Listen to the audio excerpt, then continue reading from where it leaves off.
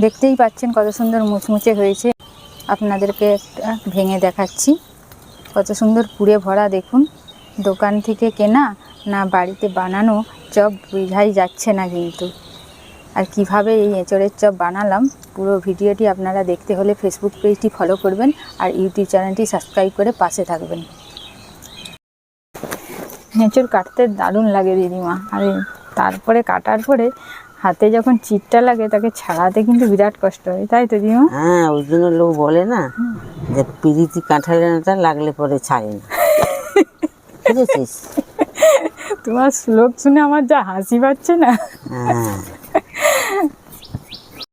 দিদিমা, তুমি যতদিন থাকবে তোমাকে নিয়ে আসবো। হ্যাঁ,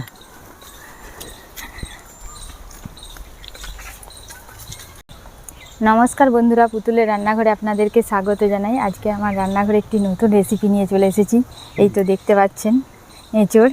এই এঁচড় নিয়েছি, ছোটোর উপরে এঁচড়টা নিয়েছি। এই এঁচড়ের চপ বানাবো। আপনারা তো ডিমের চপ, আলুর চপ, মোচার চপ, বিভিন্ন রকমের চপ খেয়েছেন, কিন্তু একবার এই রকম এঁচড়ের চপ বানিয়ে খাবেন, খেতে কিন্তু দারুণ লাগে।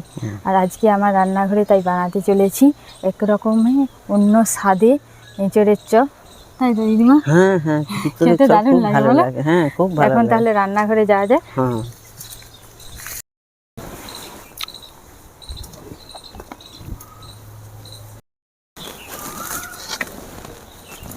আর কি বলো, তাড়াতাড়ি ফুটো।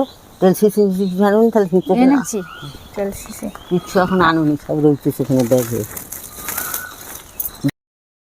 এঁচড়ের চপ করার জন্য আলু আর এঁচড় লাগবে।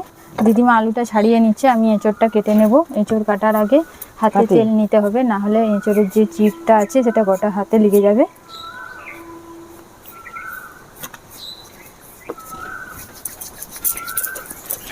আর বটিতেও লাগিয়ে দেবো। বটিটা পরে তাহলে ছাড়াতে একটু সুবিধা হবে।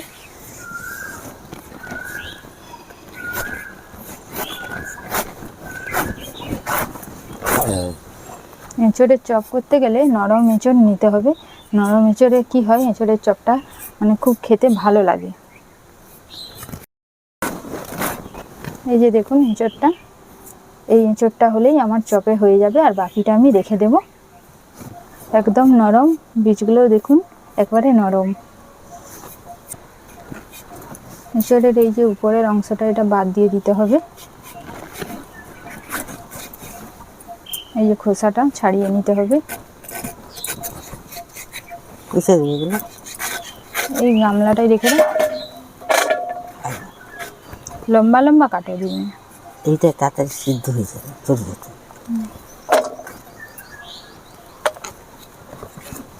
দিদিমা যেহেতু আলুগুলো ছোট ছোট কাটছে, ওই জন্য আমি এঁচড়গুলোও ছোট ছোট কাটছি। এঁচড় আলু আমি একসাথেই সিদ্ধ করে নেব। আমি এরকম সাইজের কেটেছি, আপনারা মানে যেরকম সাইজের পারেন কাটতে পারেন, কিন্তু এটা কি হয়, সেদ্ধ হতে তাড়াতাড়ি হওয়ার জন্য আমি ছোট ছোট কেটে নিচ্ছি।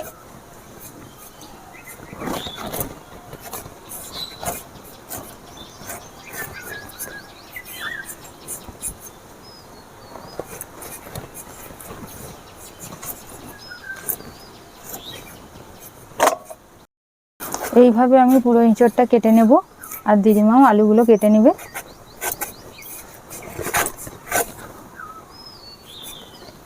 এঁচড় কাটতে কিন্তু দারুণ লাগে, কিন্তু পরে যখন হাতে এই চিটচিটে ভাবটা লাগে, ওটা ছাড়াতে কিন্তু বিরাট কষ্ট হয়, তাই তো দিদিমা?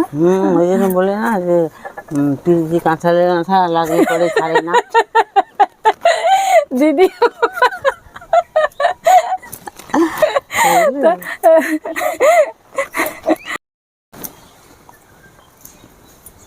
সমস্ত এঁচড় আমার কাটা হয়ে গিয়েছে। এবারে আমি ভালো করে ধুয়ে নেব সেদ্ধ বসানোর জন্য। আর দিদিমা তো আলু কাটা হয়ে গিয়েছে, দিদিমা বাড়ি চলে গিয়েছে, বয়স্ক মানুষ, এই জন্য বাড়ি চলে গিয়েছে। আমাকে বললো আর একটু পরে আসবো। আমি তাহলে এগুলো কলের কাছে নিয়ে যেয়ে ভালো করে ধুয়ে নিচ্ছি।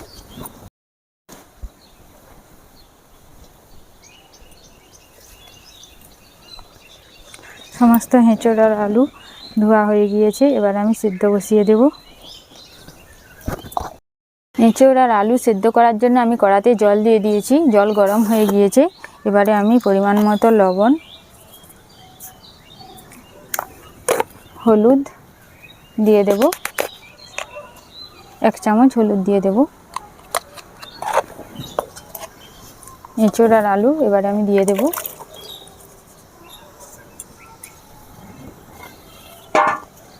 যাতে তাড়াতাড়ি সেদ্ধ হয় এই জন্য ঢাকা দিয়ে দেব। সেদ্ধ হয়েছে কিনা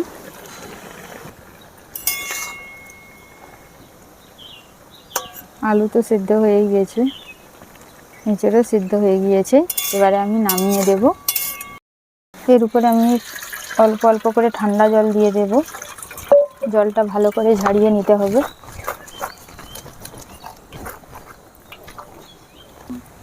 জলটা ভালো করে ঝরিয়ে নিয়েছি, এবারে একটা পাত্রে ঢেলে দেব। এই যে একটা গ্লাস নিয়েছি, এঁচোড় আর আলুটা ভালো করে ছেঁচলে নেব।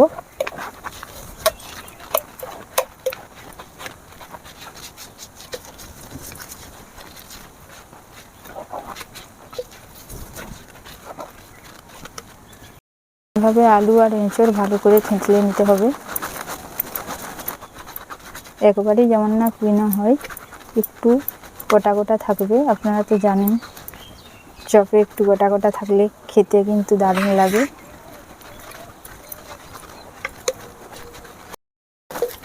আলু আর এঁচোড় এইভাবে আমি ভালো করে থেঁতলে নিয়েছি।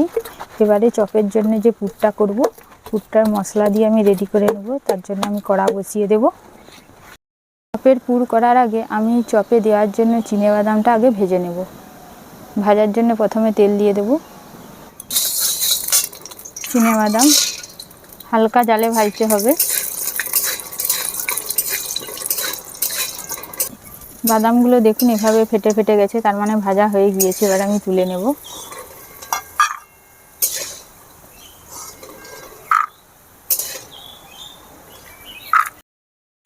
ওই তেলে এবারে আমি আরও অল্প পরিমাণে তেল দিয়ে দেব। শুকনো লঙ্কা 3টা দিয়ে দেব, 1 চামচ কালো জিরে, কাঁচা লঙ্কা কুচি,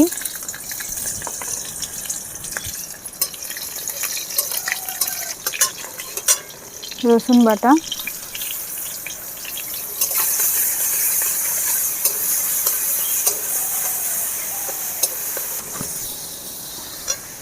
আদা বাটা, কাশ্মীরি লঙ্কা গুঁড়ো 1 চামচ দিয়ে দেবো, জিরে গুঁড়ো, হলুদ গুঁড়ো,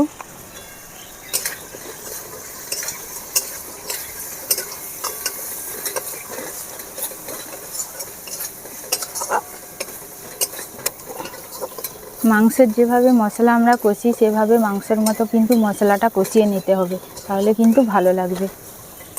এবারে ধনেপাতা কুচি দিয়ে দেব।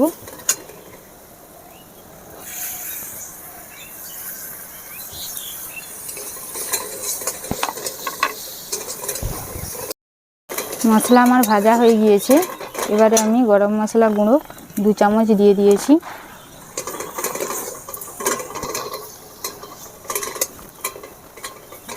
এবারে আমি এঁচোড় আর আলু দিয়ে দেব।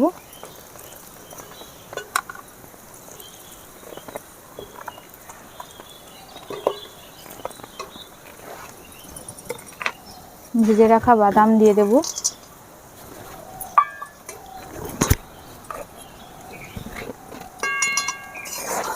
মশলার সাথে আলু আর এঁচোড় ভালো করে মিশিয়ে নিতে হবে এভাবে। আর জালটা সবসময় কমিয়ে রাখতে হবে, হালকা জালে এভাবে নেড়ে নিতে হবে। মশলার সাথে আলু আর এঁচোড় ভালো করে এভাবে মিশিয়ে নিয়েছি। আর আমি সেদ্ধ করার সময় লবণ দিয়েছিলাম, সেই জন্য এখন আর দিলাম না, ওই লবণেই হয়ে যাবে। পুরটা থেকে বেশ সুন্দর সেন্ট বেরিয়েছে। এবারে আমি নামিয়ে দেবো।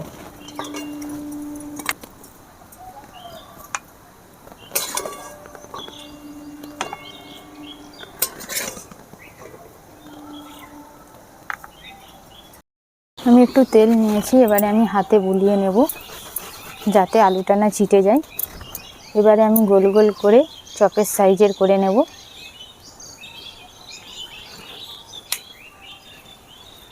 হাতের চেটাতে এভাবে আমি করে নেব।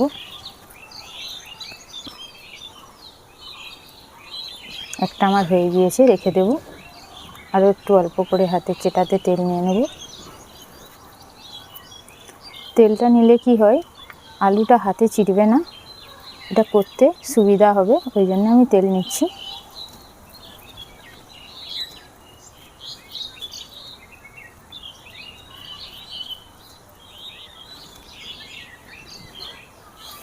সমস্ত পুরটা এভাবে আমি চপের সাইজের করে নেব।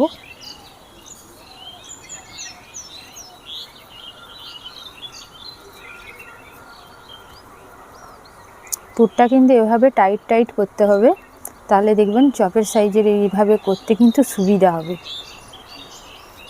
যত টাইট করবেন তত এগুলো করতে সুবিধা হবে।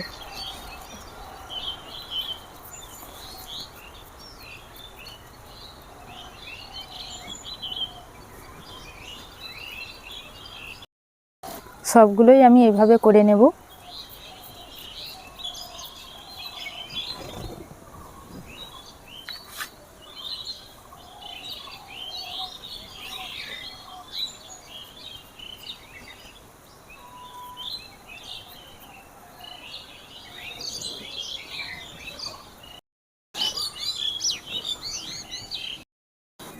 চপের আকারে এভাবে সমস্ত পুর আমি গোল গোল করে নিয়েছি। আমার হয়ে গিয়েছে, এটা হলে আমার হয়ে যাবে। এরপরে আমি চপ ছাঁকার জন্য যে বেসনের ব্যাটারটা লাগে সেই ব্যাটারটা রেডি করে নেব। দেখুন কতগুলো হয়েছে। এবারে আমি ব্যাটারটা রেডি করে নেব।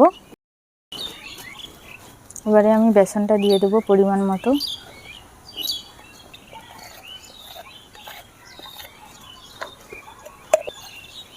বেসনে আমি খাবার সোডা 1 চামচ দিয়ে দেবো।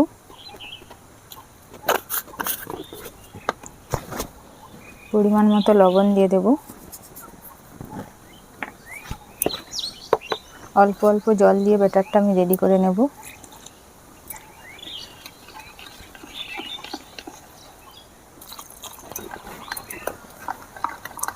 ভালো করে কিন্তু ফেটে নিতে হবে, যত ফাটবেন তত হচ্ছে চপগুলো খাস্তা আর মুচমুচে হবে।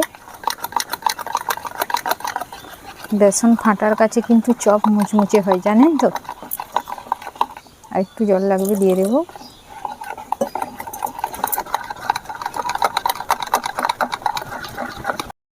ভালো করে এভাবে আমি ফেটে নিয়েছি। দেখুন বেসনের ব্যাটারটা কীরকম হয়েছে। বেশি মোটাও না, বেশি পাতলাও না, মিডিয়ামভাবে আমি এই বেসনের ব্যাটারটা রেডি করে নিয়েছি। এবারে আমি চপগুলো ভেজে নেব। ভাজার জন্য আমি কড়াতে সাদা তেল দিয়ে দিয়েছি। তেল আর একটু গরম হলেই হয়ে যাবে তেল। তেল গরম হয়ে গিয়েছে, এবারে আমি চপগুলো ভেজে নেব। এবারে এই ব্যাটারে এগুলো দিয়ে দেব।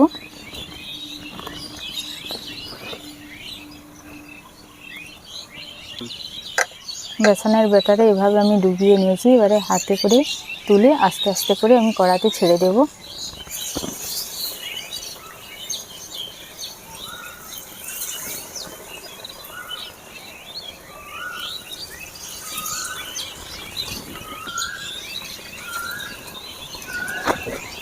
এবারে আমি উল্টিয়ে নেব। চপ ভাজার সময় কিন্তু কম কম করে ভাজতে হবে।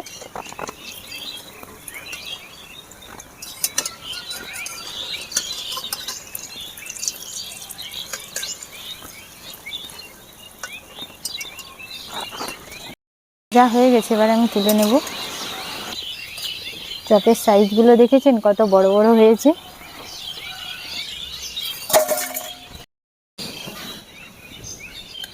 একই রকমভাবে আমি এভাবে ডুবিয়ে কড়াতে দিয়ে দেব।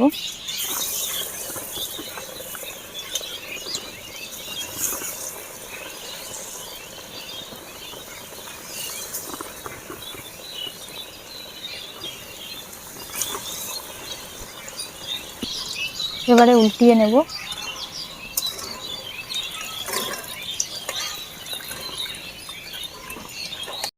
বাকি চপগুলো আমি একই রকমভাবে ভেজে নেব।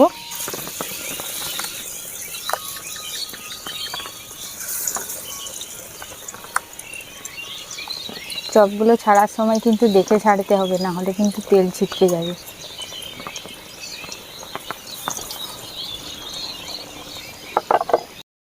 উল্টিয়ে নেব।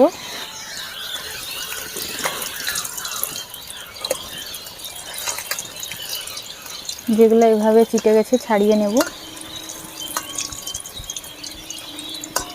প্রত্যেকটা চপ কিন্তু আমার পারফেক্ট হয়েছে, দেখতে পাচ্ছেন পুরো দোকানের সাইজের মতন। বাকি চপগুলোও আমার ভাজা হয়ে গেছে, সমস্ত চপ আমার ভাজা হয়ে গিয়েছে। রিমি সুমিও চলে এসেছে চপ খাওয়ার জন্য। এবারে রিমি সুমি দিদিমা সবাইকে চপ দিয়ে দেবো। এঁচড়ের চপ আমার হয়ে গিয়েছে, রিমি সুমিতে চলে এসেছে খেতে, রিমি সুমিকে দেবো। আর দিদিমাও এসেছে, বয়স্ক মানুষ তো তেলে ভাজা জিনিস বেশি খাবে না। আমি তাও বলতে এসেছে, এসে বলছে আমাকে হাফটা দিস, আমি হাফটা খাবো। দিদিমাকে একটা দিয়েছি, রিমিকে সুমিকে। তোদেরকে দুটো করে দেবো? না, একটা একটাই হোক না। আচ্ছা, বাচ্চা বাচ্চা না, হ্যাঁ একটা একটাই হোক। আচ্ছা, খাওয়া হলে তখন দেবো। খাওয়া হলে তখন আবার। দিদিমা সবসময় ভয় করছে তেলের জিনিস, তো ওরা হজম করে দিবে তেলের জিনিস, তোমারই হজম করতে। মামগুচানা সব খেয়ে সব খেয়ে নিচ্ছে, এত টক জিনিসগুলো না। খাও দিদিমা খাও, বিট লবণ দেবো, কিছু দেবো না।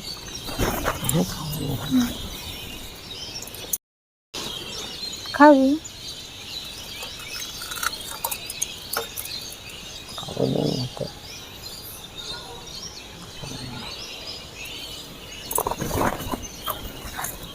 না, আমার ভালো লেগেছে, ভালো লাগছে, খাস্তা হয়েছে। হ্যাঁ, দোকানের চেয়েও ভালো হয়েছে। দোকানে কি এরকম দিবে ভাই? দোকানে এরকম দিবে না, দিবেনি না, এরকম দিবে না কোনো দিন। আর এত বড় বড়ও দিবেনি। না না, বড় বড় তো দেবে, তো এরকম খাস্তা করবেই নি তারা। দিদিমা তো খেতে ভয় করছে, আমি একটু টেস্ট করে দেখি। হ্যাঁ, আচ্ছা।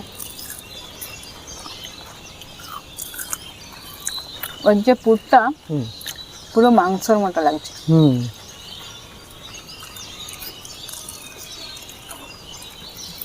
আর এঁচড়ের চপ মশলাটা মাংসের মতো না কষলে কিন্তু ভালো লাগবে না। মশলা কষেছিলে? আর বিচাগুলো বলে সব সেদ্ধ হয়ে গেছে। তো আর নিবি? একটা করে দাও। দাঁড়া, হাতটা ধুয়ে দিচ্ছি। দারুণ হয়েছে।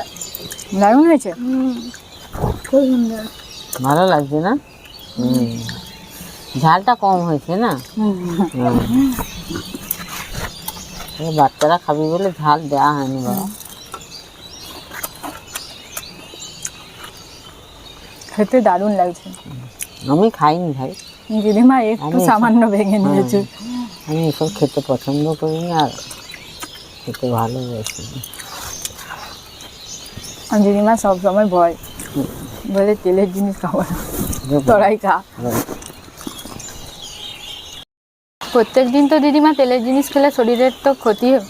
সপ্তাহে এরকম একদিন একদিন খেলে কিছু হবে না, কিন্তু না হলেও আমার পক্ষে তো ক্ষতিকর না, আমি ওই জন্য খাইনি। বাচ্চাদেরকে দিই, বাচ্চাদেরকে বল। কি রে, দোকানের থেকে কেমন হয়েছে?